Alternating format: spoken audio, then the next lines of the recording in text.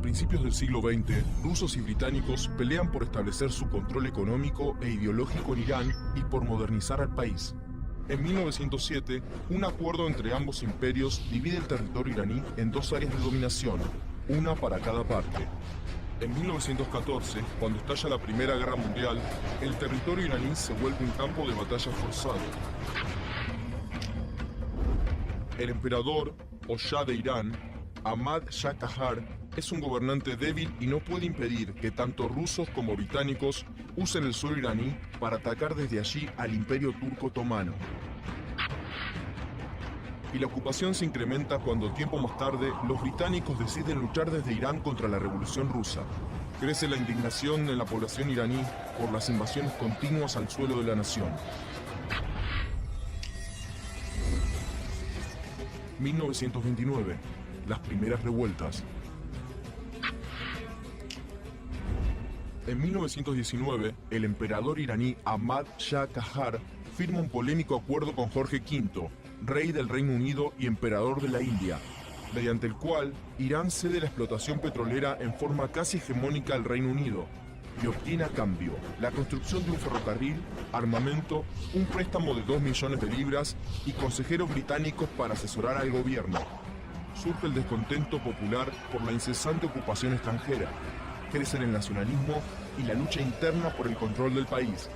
En 1920 se funda el Partido Comunista de Irán para imponer nuevas ideas.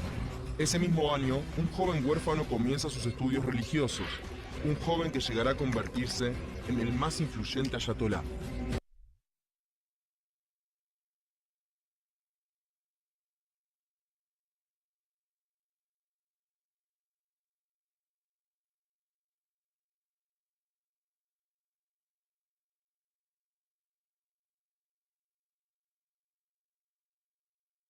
Y 1930, el Partido Comunista de Irán organiza huelgas textiles, ferroviarias y petroleras en su afán de detener el avance occidental.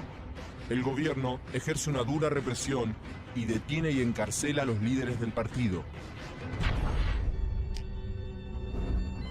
1925. El nuevo Shah.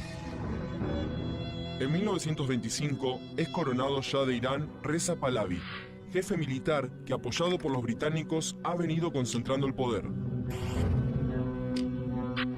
Reza Pahlavi construye el ferrocarril transiraniano utilizando tecnología alemana, moderniza la educación y funda la Universidad de Teherán, capital de Irán.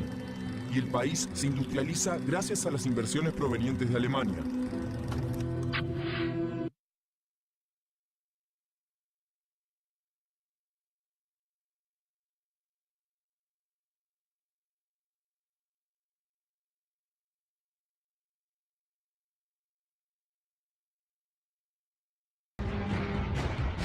Durante la Segunda Guerra Mundial, Irán se vuelve de vital importancia estratégica por su ubicación y su petróleo. El nuevo Shah colabora en la guerra con los aliados y a la vez libera muchos presos políticos que hacen resurgir el nacionalismo y el socialismo en Irán.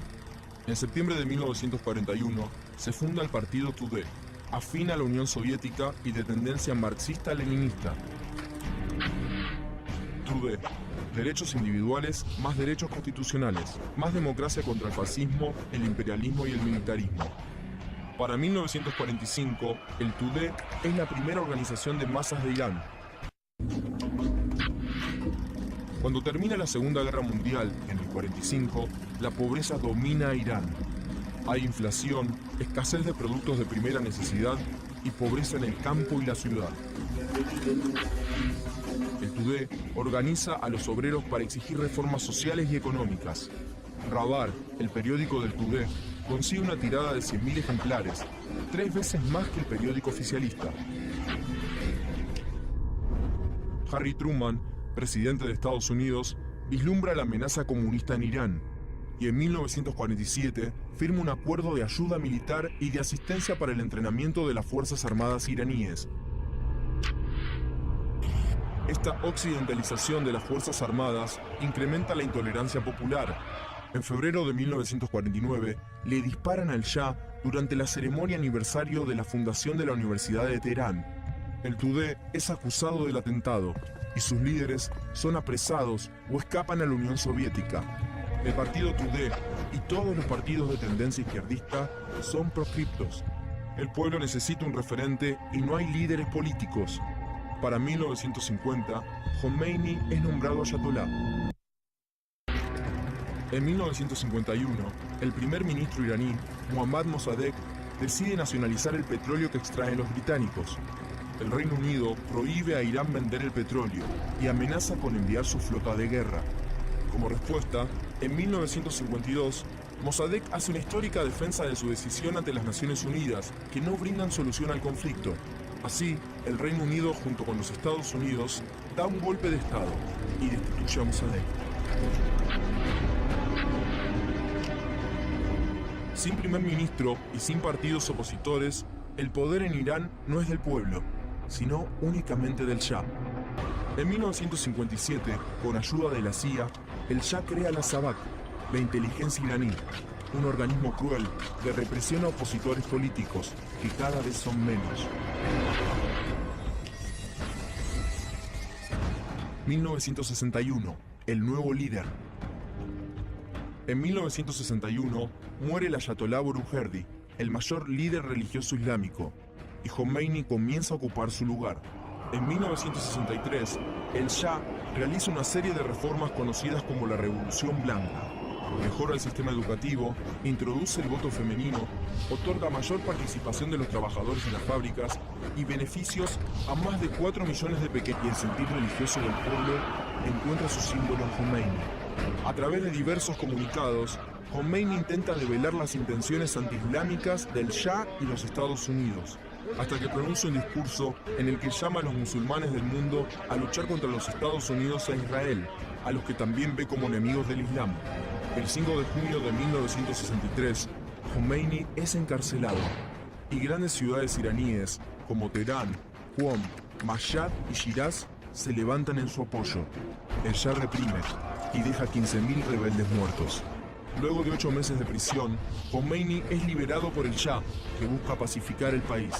Pero Jomeini continúa con su actividad revolucionaria hasta que vuelve a ser capturado y enviado al exilio en 1964. 1977, el detonante. Jomeini continúa instigando la revolución con los medios a su alcance. Estados Unidos necesita de Irán por el petróleo y como base para una eventual lucha con la Unión Soviética. La revolución es un problema.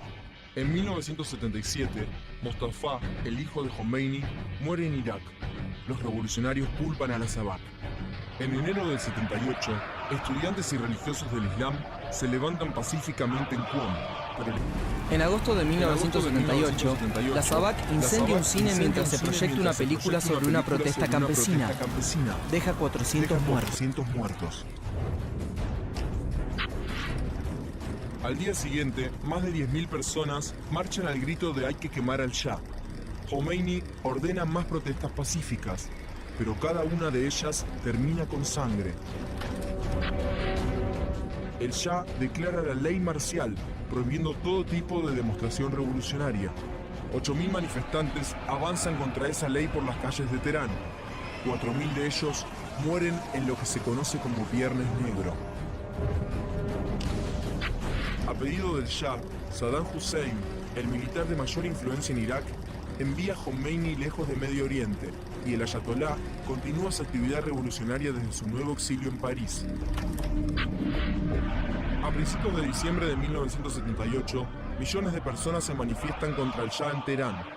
El plan para reprimirlo fracasa y los Estados Unidos creen que sostener al gobierno iraní es una causa perdida. El poder del Shah se desvanece.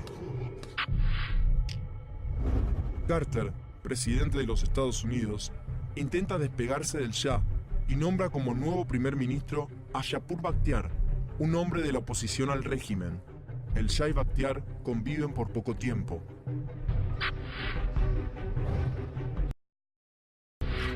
Sin ningún tipo de apoyo extranjero, el 26 de enero de 1979, el Shah abandona un Irán repleto de protestas en su contra y Bakhtiar libera presos políticos, otorga libertad de prensa disuelve la SAVAK y permite el retorno de Jomeini.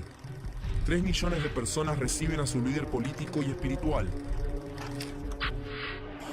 Jomeini se declara contra Bakhtiar por ser un hombre impuesto por las potencias extranjeras. Sin parlamento, el 4 de febrero de 1979, Jomeini reemplaza a Bakhtiar por Mehdi Bazargan, uno de los más importantes líderes democráticos de la revolución. El 9 de febrero, las filas sobrevivientes de la Guardia Imperial leal al Shah se enfrentan a las fuerzas aéreas pro-Jomeini.